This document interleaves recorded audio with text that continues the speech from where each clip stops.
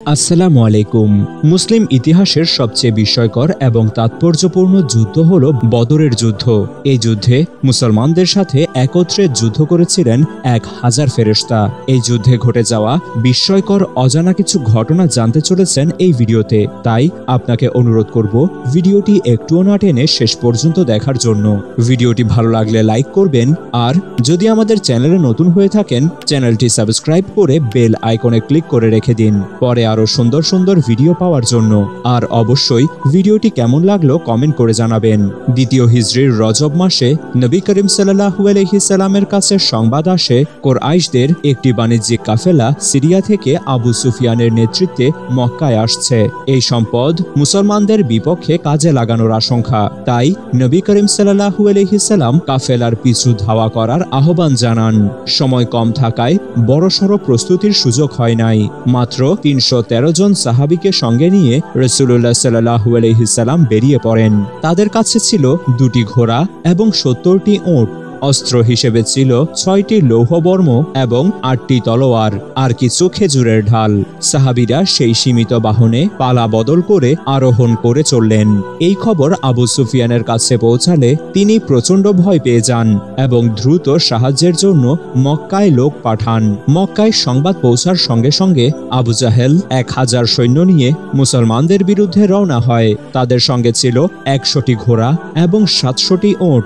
অস্ত্র হিসেবে ছিল 600 লৌহবর্ম এবং হাতে হাতে অসংখ্য তীর তলোয়ার। সুরাকা বিন মালিকের রূপ ধরে রাস্তায় এসে দলবল নিয়ে যোগ দেয় খোদ শয়তান। খুব বীরত্ব এবং অহংকারের সঙ্গে সে চলতে থাকে। এদিকে নবী করিম সাল্লাল্লাহু আলাইহি সাল্লামের কাছে কুরাইশদের বের হওয়ার সংবাদ পৌঁছালে বিষয়টি তাকে ভাবিয়ে তোলে। যেহেতু পূর্ব থেকে বড় কোনো যুদ্ধের প্রস্তুতি ছিল না, সেজন্য তিনি সাহাবীদের নিয়ে পরামর্শে বসে পড়লেন। মুহাজিরদের মধ্য থেকে হযরত আবু বকর সিদ্দিক রাদিয়াল্লাহু আনহু এবং হযরত ওমর ফারুক রাদিয়াল্লাহু আনহুর মতো প্রবীণ সাহাবীরা যুদ্ধের পক্ষে নিজেদের মত তুলে ধরেন। কিন্তু নবী করিম সাল্লাল্লাহু আলাইহি সাল্লামের মন ভরে না। তিনি কয়েকবার পরামর্শ চাইলেন।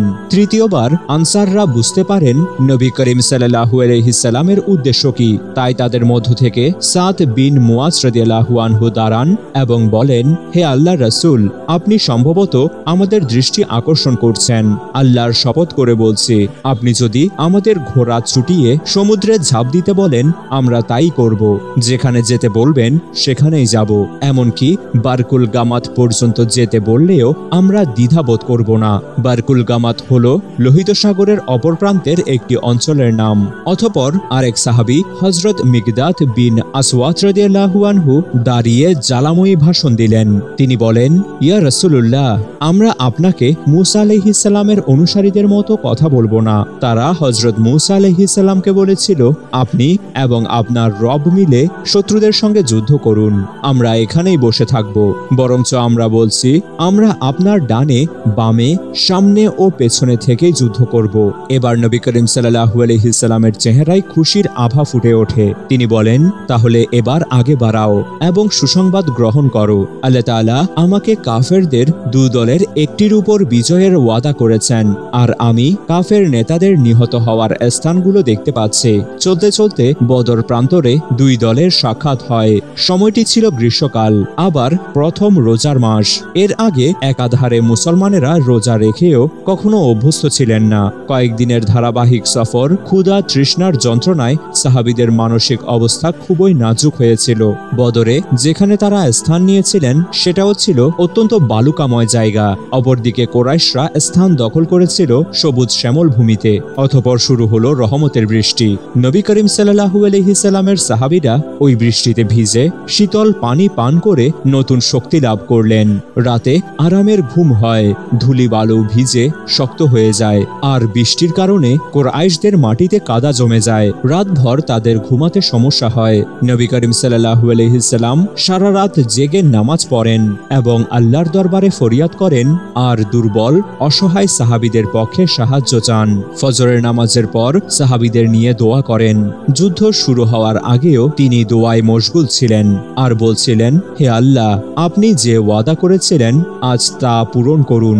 ওগো দয়াময়, আজ যদি ইসলামের এই ছোট কাফেলাকে আপনি ধ্বংস করেন, তাহলে পৃথিবীতে আর কোনোদিন আপনার ইবাদত হবে না। আল্লাহ তাআলা তাদের দোয়া কবুল করে ওহী পাঠালেন। স্মরণ করো সেই সময়ের কথা যখন তোমরা ফরিয়াদ করতে আরম্ভ করেছিলে স্বীয় রবের কাছে। তখন তিনি তোমাদের ফরিয়াদ কবুল করে বলেন, আমি তোমাদের সাহায্য করব ধারাবাহিকভাবে আগত 1000 ফেরেশতার মাধ্যমে। সূরা আনফাল আয়াত নং 9। 17 রমজান শুক্রবার সকালে শুরু হয় যুদ্ধ। দলে দলে আসমান থেকে নেমে আসে ফেরেশতার দল।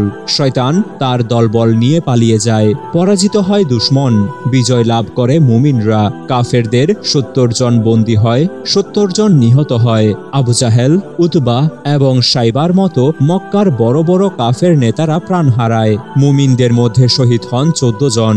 এই বিজয়ে তাদের মনোবল বেড়ে যায়, আল্লাহর প্রতি দৃঢ় বিশ্বাস জেগে ওঠে। আর্থিকভাবেও স্বাবলম্বী হয়ে ওঠেন তারা। ঘরে ঘরে আনন্দের জোয়ার বইতে থাকে, আর কাফেররা ভেঙে পড়ে। দুঃখ ক্ষোভে তারা জ্বলতে থাকে। তাদের ঘরে ঘরে শোকের মাতম নেমে আসে। আল্লাহ পাক এই বিস্ময়কর ঘটনা থেকে আমাদের সঠিক বুঝ দান করুন। আমিন।